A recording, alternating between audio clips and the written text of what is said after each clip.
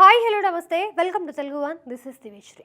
ఏ మాటకు ఆ మాట చెప్పుకోవాలి. టైటిల్స్ పెట్టడంలో వర్సిటైల్ డైరెక్టర్ గుణశేఖర్ తరువాతే ఎవరైనా.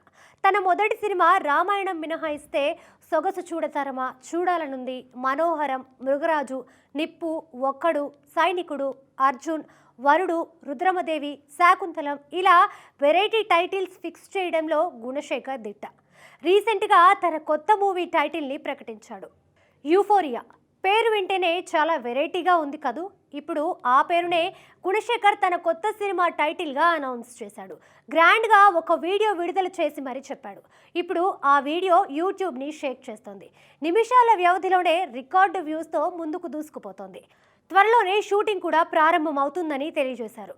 గుణ హ్యాండ్మేడ్ ఫిలిమ్స్ పై నీలిమా గుణ నిర్మిస్తోంది. ఈమె గుణశేఖర్ కూతురు. గతంలో రుద్రమదేవి, శాకుంతలం చిత్రాలని కూడా నిర్మించింది. ప్రస్తుతం ప్రీ ప్రొడక్షన్ పనులు శరవేగంగా జరుగుతున్నాయి.